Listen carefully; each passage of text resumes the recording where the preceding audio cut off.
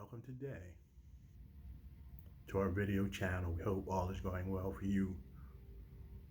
Looking outside, it's a beautiful day today. The sun is shining. It's 62 degrees, believe it or not, in November. All things seem to be going well where I am. Everything is quiet. Not that much traffic, so it's easy to get around. It's easy to go to stores and shop and do the things that are necessary. It's not like that all over the world, though, is it? That's why I think that we need to show gratitude sometimes, not for where we are being better than other places. We could always do that. The gratitude needs to be coming from a sense of where we are and what we have, period. Not in comparison with other people. And it's the same with everything else. Our esteem, our accomplishments, our pride, everything that we have that makes us what we are needs to come from a place of self-understanding, not from competing with others. And that way we don't have to put others down to feel better about ourselves. We just feel better about ourselves.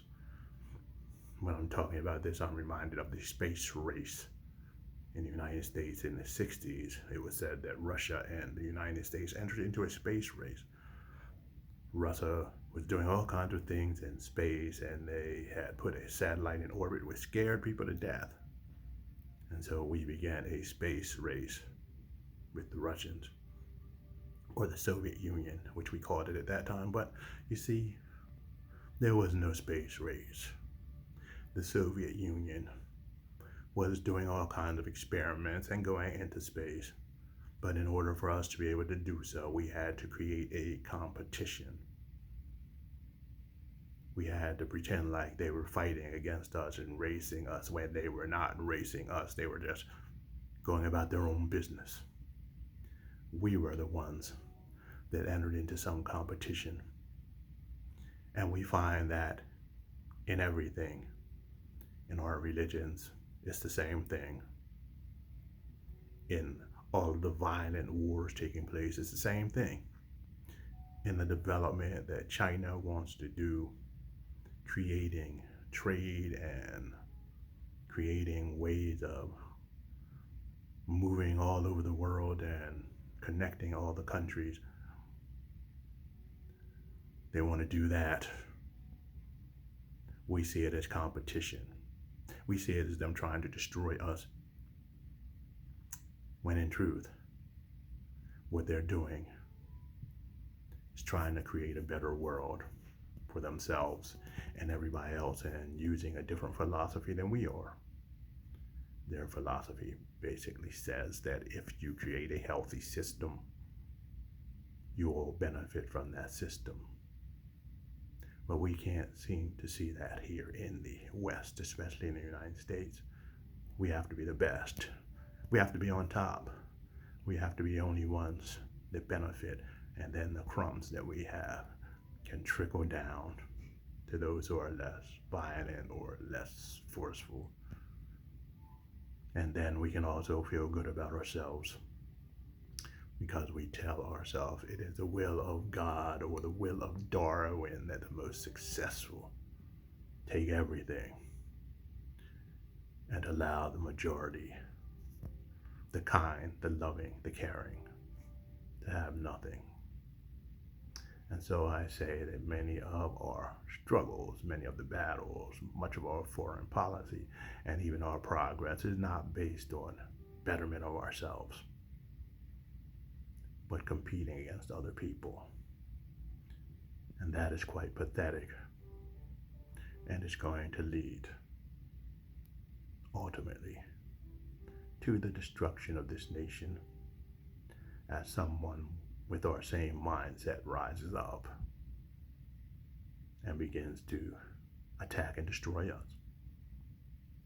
We can see this already, as we have these people calling themselves Christian nationalists, who say that the Jesus in the Bible is too weak, who scoff at the most important teachings of Jesus and laugh at the Sermon on the Mount, one of the most important teachings in the world, calling it liberal talking points.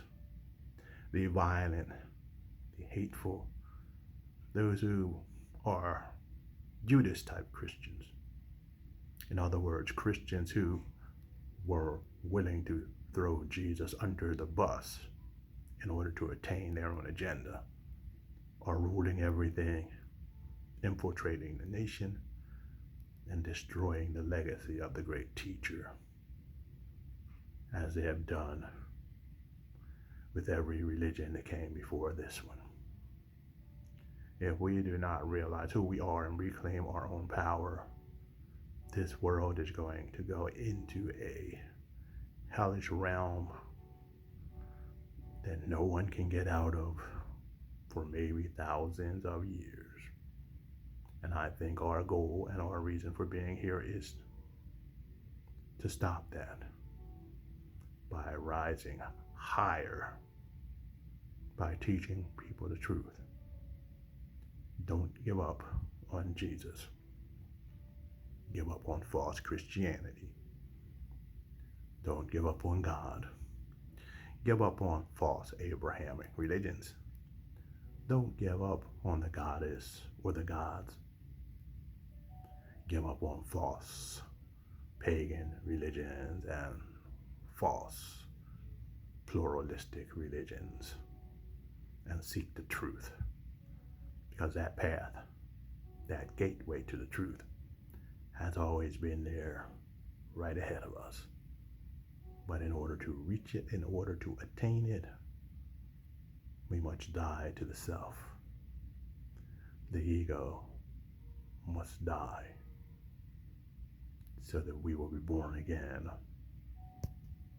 and experience life now more abundantly. This is altogether possible. We know how to do it. We came into this earth in order to do that. And our soul knowledge knows each and every step we need to take. And so as we sit and we meditate and we breathe, we may chant or we may do some movement or stretching. And then when we sit and quiet the mind, we can begin to understand the lessons that the soul has learned from life to life. It might not be in words. It could be in feelings, or it could be intuitive. The knowledge might just pop into our heads as we have this sense of knowing. And as we know the soul, we know ourselves. And as we know ourselves, we know the divine by any name.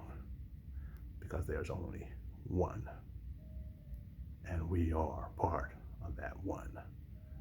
One heart, one soul, one love. So let's wake up, get it together, and walk in the power of that love, friends. Thanks for being with us again. Please subscribe. Go to our website. Check out some of the things we're doing and maybe make a donation. Get a copy of our book, The Gathering of the Chosen Free. Help us continue to do our work in this world, which is to help people awaken and to touch the face of God. Namaste, everyone.